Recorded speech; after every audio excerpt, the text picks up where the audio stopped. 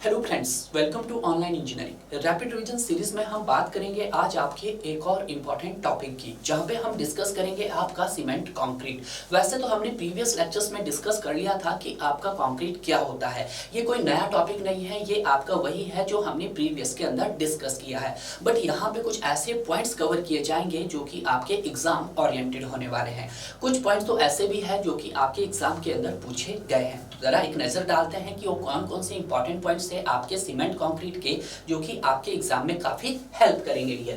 यहाँ पे हम देखेंगे सबसे पहले कि आपका जो सीमेंट कंक्रीट होता है वो आपका क्या होता है। आप सभी जानते हैं कि जो सीमेंट होता है उसके पास बाइंडिंग प्रॉपर्टीज होती है, क्लियर है। उसके अंदर दो प्रॉपर्टीज हमने डिस्कस किया था, एक फाइनेंस प्रॉपर्टीज और दूसरा आपके पास सीमेंटिशियस प्रॉपर्टीज डिस्कस किया था, क्लियर है। और ये भी मैंने आपको बताया था कि जो कंक्रीट है वो किस टाइप का मिक्सचर है, क्लियर है, क्योंकि बहुत बारी यहाँ से क्वेश्चंस पूछे जा सकते हैं। कंक्रीट जो है वो आपके पास एक प्रकार का हेटेरोजेनियस मिक्सचर है। उसी तरह से अगर आपसे पूछे कि सर स्टील किस टाइप का मिक्सचर है, पहले तो आपको ये चीज क्लियर होनी चाहिए कि जो स्टील होता है वो आपके पास एक एलॉय होता है और वहां पे किस तरह का मिक्सचर होता है, जो कि हमारे पास एक होमोजेनियस मिक्सचर होता है।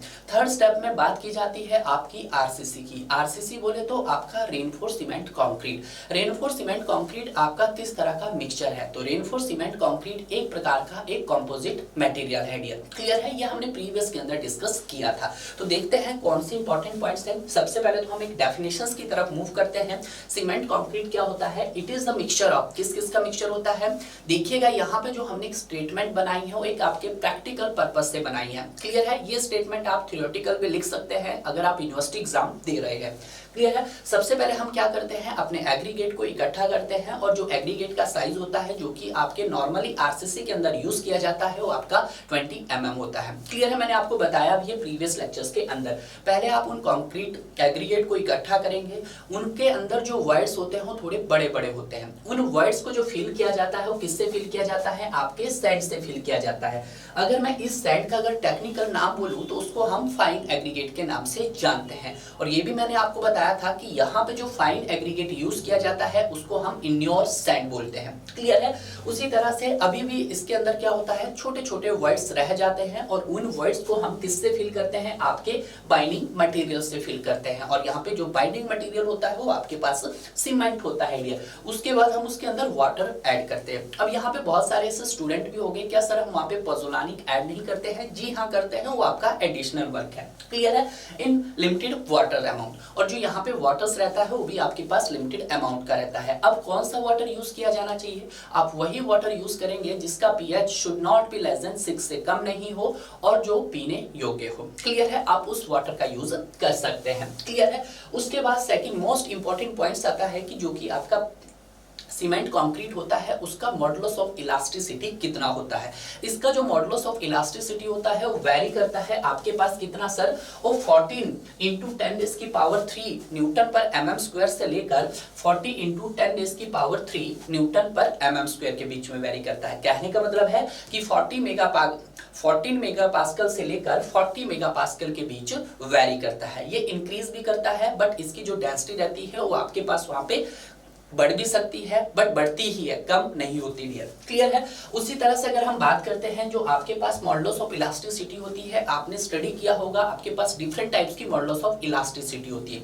एक short term modulus of elasticity होती है, एक long term modulus of elasticity. यहाँ पे जो मैं मॉडुलस ऑफ इलास्टिसिटी की बात कर रहा हूँ, मैं short term modulus of elasticity की बात कर रहा हूँ। जो short term modulus of elasticity होती है डियर, वो उसको रिप्रेजेंट किया जाएगा आपके पास EC से रिप्रेजेंट किया, जो क्या होता है आपके पास सर, वो होता है 5700√FC के, क्लियर है। FC के क्या है आपके पास, characteristic strength, compressive characteristic strength है, जो किसमें मेजर की जाती है आपके पास, न्यूटन पर mm² में मेजर की जाती है। ये सर कब है ये स्ट्रेंथ, ये तब है जब आप मिनिमम ग्रेड कितना यूज किया था सर, आपने मिनिमम ग्रेड हमने M15 यूज किया था, बिल्कुल सर M15 यूज किया था। कब, अकॉर्डिंग टू IS 456 1978 के मुताबिक। तो ये कोर्स किस कोड के मुताबिक है आपके पास, ये है IS 456 1978, क्लियर है, ये दोनों याद रखना, क्योंकि अभी भी यहाँ पे ऐसे बहुत सारे स्टूडेंट हैं जो गुप्ता एंड गुप्ता सॉल्व करते हैं डियर।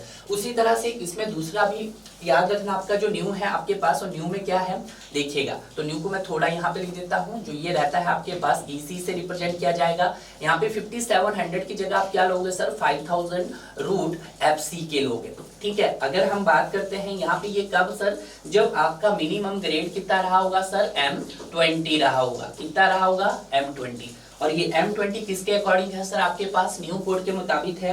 और न्यू कोड क्या है यहाँ पे स्टूडेंट, वो है IS 456-2000 के मुताबिक। क्लियर है, तो ये दोनों ही टर्म आपको यहाँ पर याद रखनी है डियर। क्लियर है। उसके बाद आता है एक मोस्ट कॉमन क्वेश्चन जो पूछा जाता है कि जो unit weight of PCC and unit weight of RCC। अगर हम बात करते हैं यूनिट वेट ऑफ PCC तो कितना होता है आपके पास, देखिएगा वो होता है आपके पास 24,000 kg पर मीटर क्यूब। क्लियर है, आप चाहो तो न्यूटन में भी बता सकते हो। क्लियर है। उसी तरह से यूनिट वेट ऑफ हम RCC की बात करते हैं तो ये कितना होता है सर, आपके पास 2500 kg पर मीटर क्यूब होता है। क्लियर है, ये बात ध्यान रखना। क्लियर है, क्योंकि जब अगर आप यूनिवर्सिटी लेवल्स में अपनी स्टडी कर रहे हैं और जब कैंपस प्लेसमेंट में आप बैठते हैं तो ये कॉमन क्वेश्चन होता है जो कि आपके इंटरव्यू में पूछा जाता है डियर। क्लियर है। उसी तरह से हम एक टर्म आता है आपके पास पॉइजन्स रेशियो। ये पॉइजन्स रेशियो भी काफी इंपॉर्टेंट है, काफी बार पूछा गया है स्टूडेंट से, और इंजीनियरिंग सिविल सर्विसेज के इंटरव्यू तक पूछा गया है कि जो पॉइजन्स रेशियो होता है वो आपका कंक्रीट का कितना होता है। देखिएगा, जब भी हम यहाँ पे बात करते हैं अकॉर्डिंग टू IS 456-2000 के मुताबिक, तो वहाँ पे हम लिमिट स्टेट मेथड की स्टडी करते हैं डियर। और लिमिट स्टेट मेथड्स को आपको दो कैटेगरीज में डिवाइड किया जाता है। पहला कैटेगरी होता है लिमिट स्टेट ऑफ कोलैप्स और दूसरा होता है limit state of serviceability. Limit state of collapse का जो रिलेटेड होता है वो स्ट्रेंथ से रिलेटेड बात करता है, और जो आपके पास लिमिट स्टेट ऑफ सर्विसिबिलिटी होता है वो आपके होल लाइफ यानी कि उसकी सर्विस लाइफ के रिलेटेड बात करता है डियर। क्लियर है, तो दोनों की जो पॉइजन्स रेशियो होती है वो आपके पास डिफरेंट होती है, वो आपको यहाँ पर याद भी रखनी है। पहला आता है, देखिएगा मैं बता रहा हूँ, पॉइजन्स जो रेशो रहता है, पहला रहता है आपका स्ट्रेंथ क्राइटेरिया। स्ट्रेंथ क्राइटेरिया को आप बोल सकते हैं लिमिट स्टेट ऑफ कोलैप्स, और दूसरा जो क्राइटेरिया रहता है वो सर्विसिबिलिटी का रहता है। किसका रहता है सर, वो सर्विसिबिलिटी का रहता है। तो इसका जो पॉइजन्स रेशो यहाँ पे जो मैं बता रहा हूँ काफी इंपॉर्टेंट है। देखिएगा स्ट्रेंथ के आधार पर जो पॉइजन्स रेशो रहता है आपके पास वो कितना रहता है सर, आपके पास 0.15 रहता है, जबकि सर्विसिबिलिटी के आधार पर कितना रहता है सर, 0.20 रहता है। क्लियर है, तो ये इंपॉर्टेंट पॉइंट्स थे जो कि आपके एग्जाम ओरिएंटेड हो सकते हैं और बहुत बार यहाँ से पूछा भी गया है और इंटरव्यू में भी पूछा गया है डियर। जितने भी आज हमारे पास इस पॉइंट्स थे आपके किससे, सीमेंट कंक्रीट से रिलेटेड, उन सभी पॉइंट्स को हमने डिस्कस किया है। देखिएगा डियर, अगर आप जितना ज़्यादा स्टूडेंट को शेयर करेगा मुझे उतना ही ज़्यादा मैं आपको अच्छे से अच्छा कंटेंट लाऊंगा, आपको ऐसे ऐसे पॉइंट डिस्कस करवाऊंगा ताकि आपका कंसेप्ट क्लियर हो जाए। आपको इसी तरह के शॉर्ट जो लेक्चर्स मिलते रहेंगे, कब, अगर आपका मोटिवेशन हमें इम्प्रूव करेगा। क्लियर है, तो बेटर है आप इसी तरह से पढ़ते रहिए और आगे बढ़ते रहिए डियर।